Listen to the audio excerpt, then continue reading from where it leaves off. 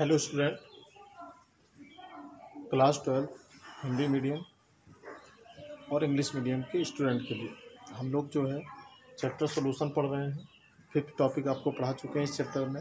6th topic में हम दो चीज़ आज आपको बताएंगे। एक लिखा है सॉल्वेबिलिटी, विलेयता। तो सेकेंड जो आपको बताएंगे vapour pressure of solution and Raoult's law. दो चीज़ आप आज आपको इस टॉपिक के माध्यम से आपको समझाएंगे, बताएंगे। तो फर्स्ट क्या है सॉल्वेबिलिटी, विलेयता क्या है। सबसे पहले विलेयता किसकी होती है? किसी सब्सटेंस की, किसी पदार्थ की। जैसे हम लोगों ने पढ़ा है कि जो सॉल्यूशन है एक सोलूट पार्टिकल्स एंड सॉल्वेंट पार्टिकल्स दोनों मिलकर क्या है सॉल्यूशन का फॉर्मेशन करते हैं। ठीक है, तो यहाँ पर जो है क्या है, यहाँ पर एक कंडीशन के साथ में जब कोई सब्सटेंस को, किसी पदार्थ को किसी द्रव में, किसी सॉल्वेंट में क्या होता है, एक कांस्टेंट सॉल्वेंट में क्या करते हैं, उसको सॉल्वेबल करते हैं, डिजॉल्व करते हैं।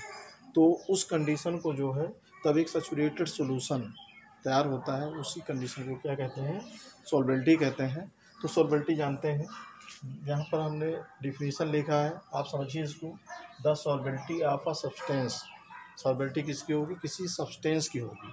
Of substance in a particular solvent at a particular temperature is the maximum quantity of the substance dissolved in a fixed quantity of the solvent to form saturated solution at that temperature। मतलब इसको ऐसे समझ सकते हैं कि एक निश्चित ताप पर, एक कांस्टेंट टेम्परेचर पर, एक निश्चित ताप पर एक पदार्थ की किसी विलायक में विलेयता उस पदार्थ की वह अधिकतम मात्रा होती है जो उस ताप पर विलायक की एक निश्चित मात्रा में खुलकर एक संतृप्त विलयन का निर्माण करती है। कहने का मतलब है कि सॉल्वेबिलिटी जो है किसी सब्सटेंस की होती है और एक निश्चित ताप पर, किसी एक कांस्टेंट टेम्परेचर पर एक पर्टिकुलर सब्सटेंस का, और एक क्या है पर्टिकुलर सॉल्वेंट भी होना चाहिए, कांस्टेंट सॉल्वेंट भी होना चाहिए। ठीक है, तो यहाँ पर क्या है, फिर से इसको देख लेते हैं। एक निश्चित ताप पर एक पदार्थ की किसी विलायक में विलेयता उस पदार्थ की वह अधिकतम मात्रा है जो उस ताप पर विलायक की एक निश्चित मात्रा में घुलकर एक संतृप्त विलयन का निर्माण करती है।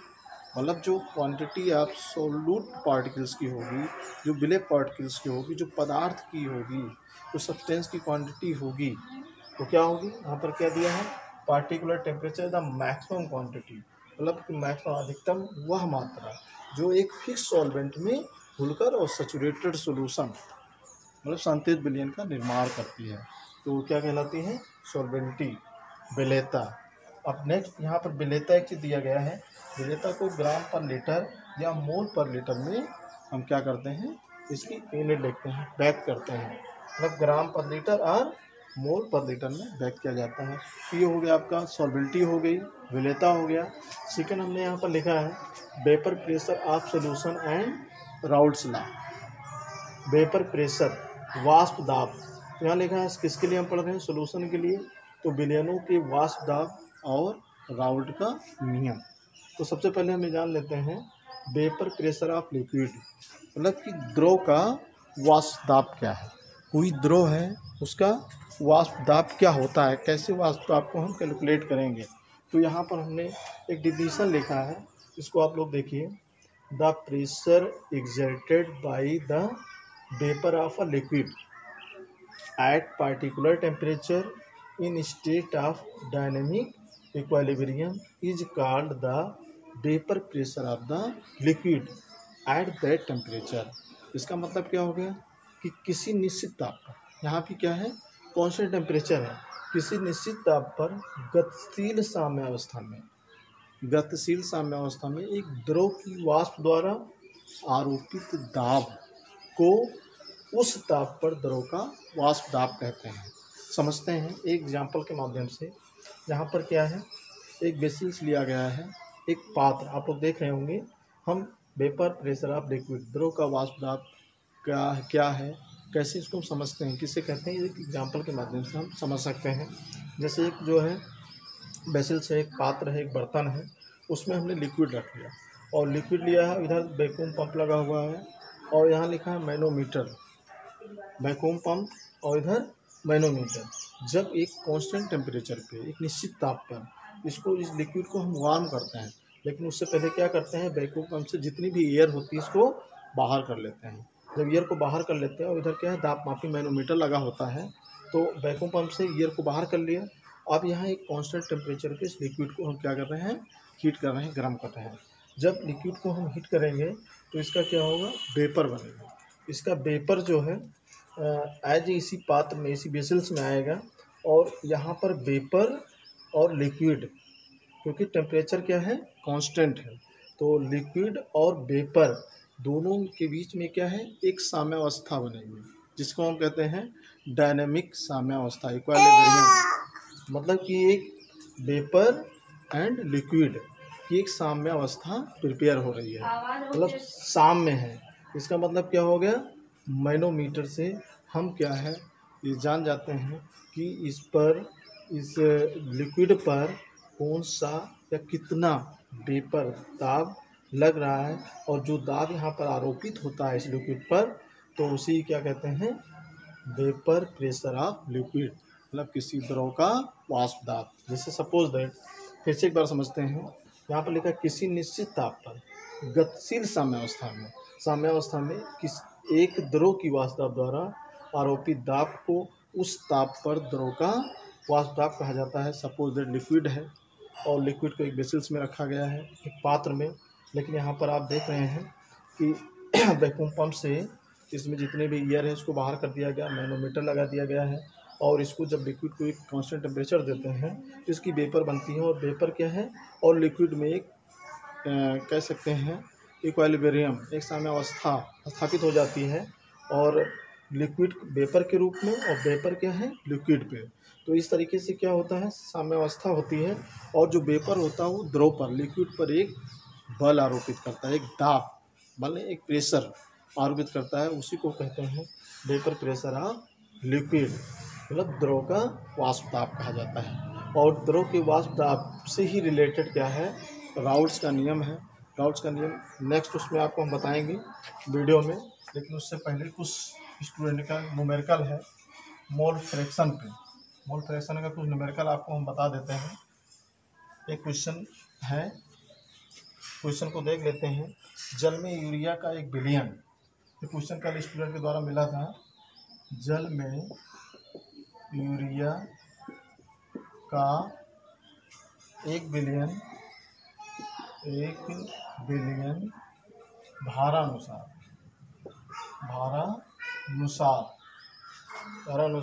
6% है।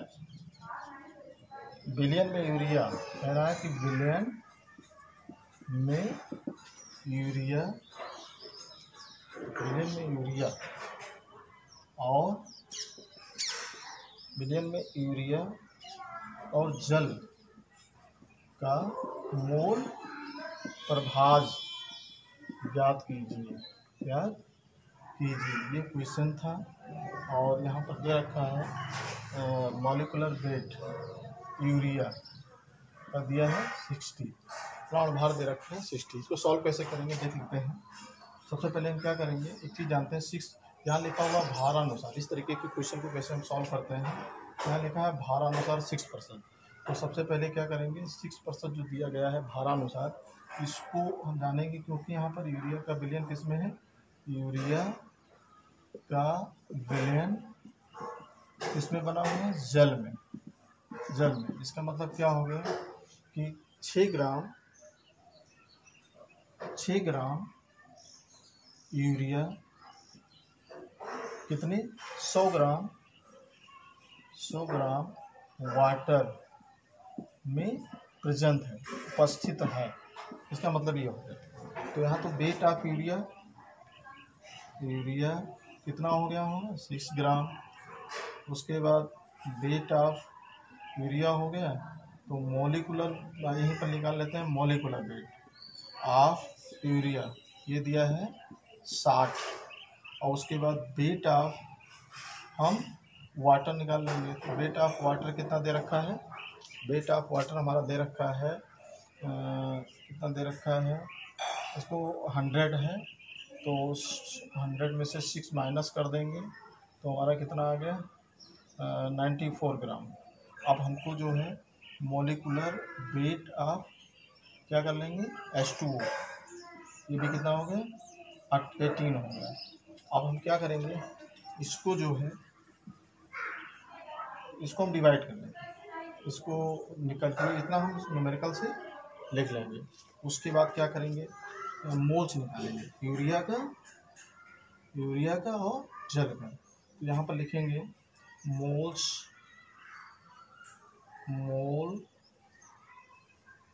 यूरिया के मोलों की संख्या, तो मोलों की संख्या यूरिया का भार अपॉन इसका मॉलिक्यूलर भार, तो ये हो गया 0.1।